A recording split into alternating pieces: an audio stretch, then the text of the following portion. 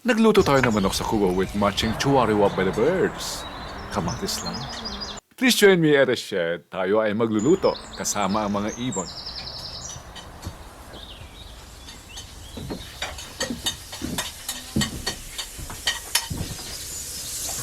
Hello, magandang tanghali.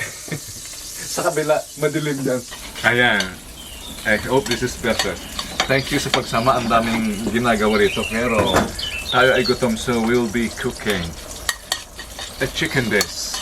Dito ay from Batangas. Shout out sa mga Batangas. Madilim lang to. So, ito yung ating mga kailanganin. Yeah. Just that. Plus kamatis. Yun lang. At patis. Yan. Ang tawag dito ng mga Tagalog ay kinamatisang manok. Kinamatisang manok. Sabi ng iba naman, pinatisan. No. The patis is just a seasoning for the kamatis. So, oy.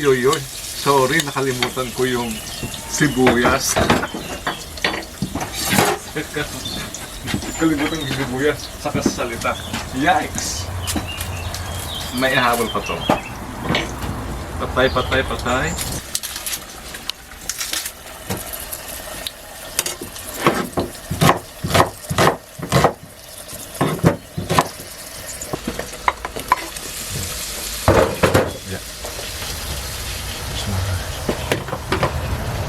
I told you may hahabol.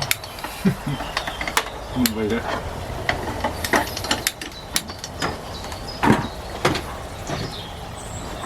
Igisa lang natin to or i-stir fry. For the meantime, may kanin tayo sa kabila.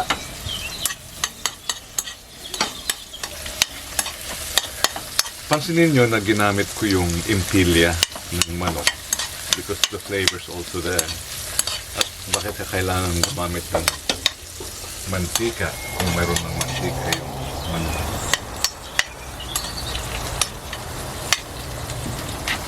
Dagdag natin to ang bawang. Oh, yoy. May gas pa ba tayo? Yes. Ganun lang.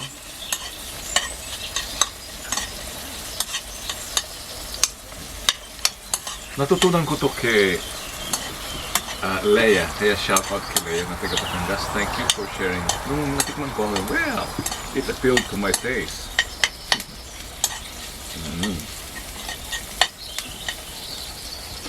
Now the chicken.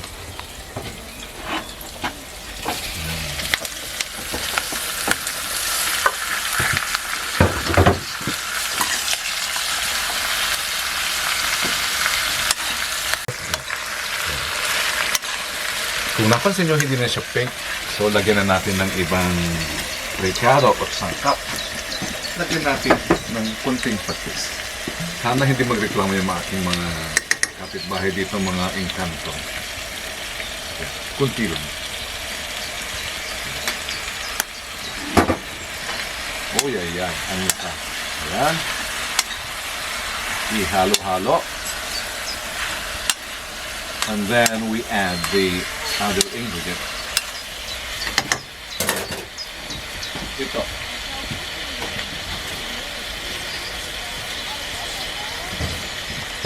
Kamatis na marami. Napansin nyo? Oh, yan. Ganyan lang. Bahala na siyang mabiyak pag naluto. Actually, kung inyong napansin, apritada rin lang to. Na maraming patis. Imagine that. Never seen before. Ayan. Alam nyo, yung pag...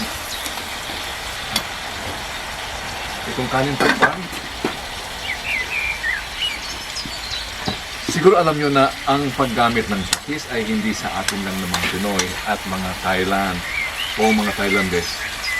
Even in Italy, kung sa Italia lang tayo ang tawag ko rito ay pollo, kung pomodoro, culatura da acciughe. Ganun ang tunog. Culatura. Culatura ang tawag nila na sa patis sa Italia. Dahil kung nung nag-ferment sila na anchovy, yung mga tumutulo doon, yung kulatura. Kinukolekta as kulatura na tumutulo sa nag-ferment na anchovy, and that's the kulatura. Kulatura de alice o kulatura de achuque. So, hindi lang tayo. At alam natin na ang kamatis goes perfectly with patis or bagoong.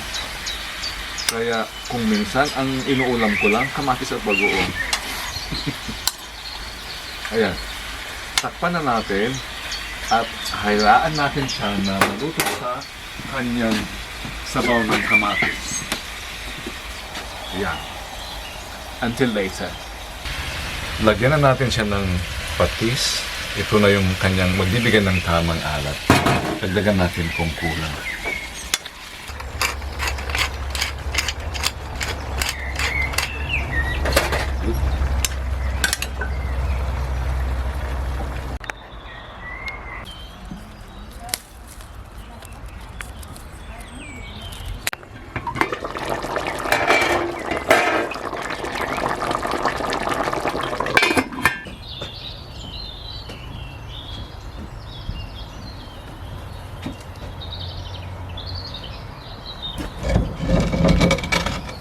Ayan, luto na.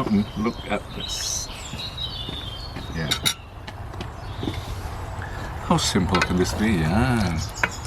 Ang ating kinamatisang manok. Or we'll just call it primitive apritada. Apritada primitiva. Of course, ano ang manok without rice?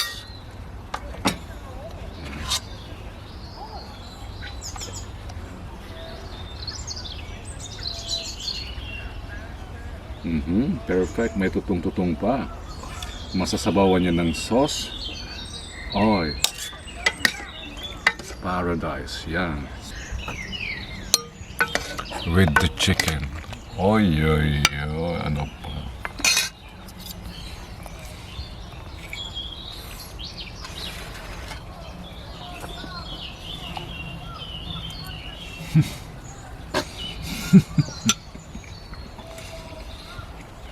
Gusto kong maiyak.